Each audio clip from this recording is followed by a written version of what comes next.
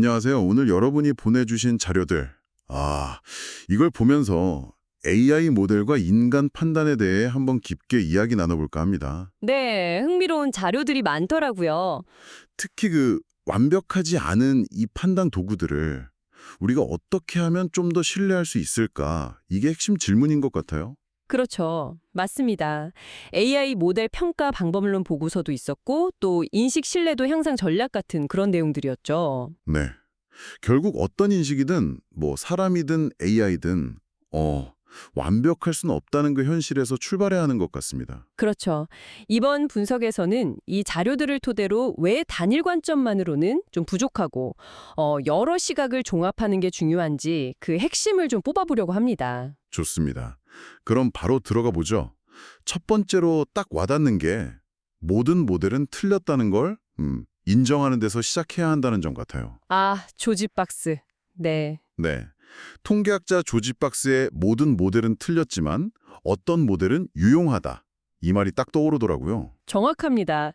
이게 뭐 인간의 인지 편향이든 아니면 AI의 알고리즘 편향이든 근본적으로 오류 가능성은 늘 있는 거죠. 그렇죠. 그 GPT 같은 언어 모델 보면 진짜 그럴듯하잖아요. 네, 정말 그럴싸하죠. 하지만 그게 스스로 진실을 아는 건 아니거든요. 그냥 확률적으로 이 다음에 나올 가장 적합한 단어가 뭘까? 이걸 예측할 뿐이죠. 아, 정말 그냥 예측이군요. 네, 이게 바로 그 단일 모델이 가진 근본적인 한계라고 할 수 있습니다. 자료에도 나왔던 것처럼 그 안면인식 기술이 특정 인종이나 성별에서 오류율이 더 높았던 사례들. 아, 맞아요. 봤어요. 네, 그런 것처럼 데이터나 설계 자체의 편향 문제도 있고요. 그런데 여기서 약간 머리가 복잡해지는 지점이 생겨요. 모델을 평가하는 그 평가 자체도 완벽하지 않을 수 있잖아요. 그렇죠. 그럼 그 평가는 또 누가 평가해야 하는 걸까요? 이게 뭐랄까 끝이 없을 것 같은 느낌인데요. 바로 그게 메타 평가 무한 회귀 딜레마입니다. 이론적으로는 계속 평가의 평가, 또 그 평가의 평가를 할 수 있겠죠. 네. 하지만 현실에서는 시간이나 비용 문제 때문에 어느 선에서는 멈출 수밖에 없어요. 결국 절대적으로 완벽한 기준점, 이건 찾기 어렵다는 거죠. 약간은 철학적인 문제이기도 하고요. 약간 철학적이기까지 하군요. 그럼에도 불구하고 자료들이 제시하는 해법은 꽤 실용적인 것 같은데요? 네, 그렇죠. 바로 앙상블하고 집단지성, 여러 의견을 합치는 방식이잖아요. 맞습니다. 이게 어떻게 보면 백지장도 맞들면 낫다는 우리 속담 같기도 하고요. 네, 핵심 원리는 간단합니다.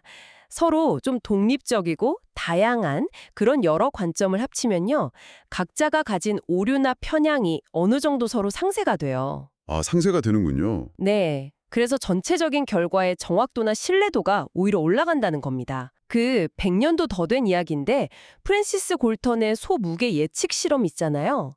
아, 네, 들어봤어요. 수백 명이 각자 추측한 값을 모았더니 놀랍게도 실제 무게랑 거의 비슷했다는 거 아닙니까? 신기하네요, 정말. AI 분야에서는 이걸 이제 앙상블 기법이라고 부르면서 적극 활용하고 있습니다.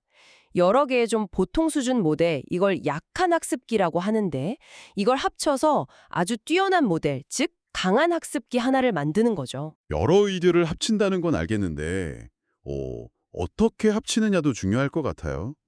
자료에 보니까 병렬, 직렬, 하이브리드 방식이 있던데 구체적으로 어떻게 다른 건가요?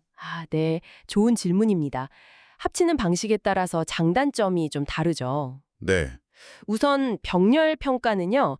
여러 평가자가 각자 독립적으로 동시에 판단을 내리고 그 결과를 나중에 취합하는 방식이에요. 아, 동시에? 네. 여러 사람에게 같은 질문 던지고 답을 평균 내는 거랑 비슷하다 할까? AI의 백인 기법하고 유사합니다. 일단 속도가 빠르고요. 특정 평가자의 편향이 전체 결과에 미치는 영향을 좀 줄일 수 있다는 장점이 있죠. 그럼 직렬은요? 직렬 평가, 이걸 캐스케이딩이라고도 하는데 이건 좀 달라요. 첫 번째 평가자가 결과를 내면 그걸 바탕으로 두 번째 평가자가 좀 더 정교하게 다듬고 또 다음 평가자가 이어받는 식이죠. A에서 B로, B에서 C로. 아, 단계별로 가는 거군요. 네, 맞아요. 마치 조립 라인처럼요. 실수 하나가 좀 치명적일 수 있는 복잡한 문제라던가 아니면 위험도가 높은 작업에 좀 더 유리할 수 있습니다. AI의 부스팅 기법이 이런 아이디어랑 비슷해요. 이전 단계의 실수를 보완하면서 점차 개선해 나가는 거죠. 그렇군요. 그럼 하이브리드는 이 둘을 섞은 건가 보네요. 네, 맞습니다. 하이브리드는 말 그대로 이 둘을 조합하는 거예요. 예를 들면 여러 모델이 예측한 결과를 놓고 또 다른 관리자 모델이 최종 판단을 내리는 스태킹 같은 방식인데요. 상황에 따라서 속도와 정확성의 균형을 좀 유연하게 맞추는 접근법이라고 할 수 있습니다. 방식이 정말 다양하네요.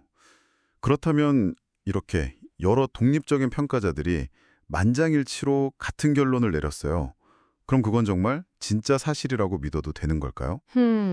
아니면 이것도 여전히 그냥 유용한 모델 중 하나일 뿐일까요? 자료에서는 그걸 절대적 진실이라기보다는 거의 확실함, 영어로는 almost true에 가깝다고 표현하더라고요. 거의 확실함. 네, 여전히 완벽한 평가는 불가능하다는 한계를 인정하는 거죠.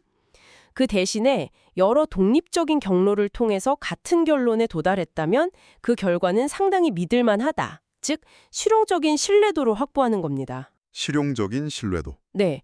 근데 여기서 또 중요한 점이 하나 있어요.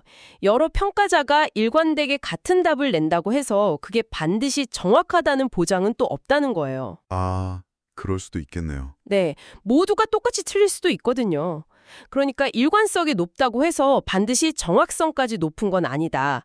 이 둘은 다른 개념이라는 걸 기억해야 합니다. 네.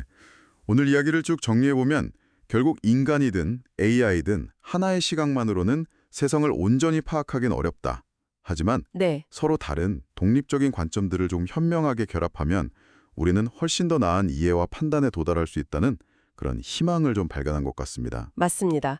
핵심은 결국 하나의 정보나 목소리에 너무 모몰되지 않는 태도인 것 같아요. 의식적으로 다양한 관점을 찾고 또 그것들을 통합하려는 노력. 네. 이게 정보가 넘쳐나는 이 시대에 길을 잃지 않고 본질에 다가가는 아주 중요한 방법론이 될 수 있겠죠. 마지막으로 이 다중관점의 힘이라는 원칙, 이걸 한번 여러분의 삶에 적용해 보시면 어떨까 싶어요. 아, 좋은 제안이네요. 네, AI 평가 같은 그런 거창한 이야기가 아니더라도요. 평소에 정보를 접하시거나 중요한 결정을 내리실 때 어떻게 하면 더 다양한 시각을 활용해 볼 수 있을지 한번 생각해 보시는 것도 흥미로울 것 같습니다.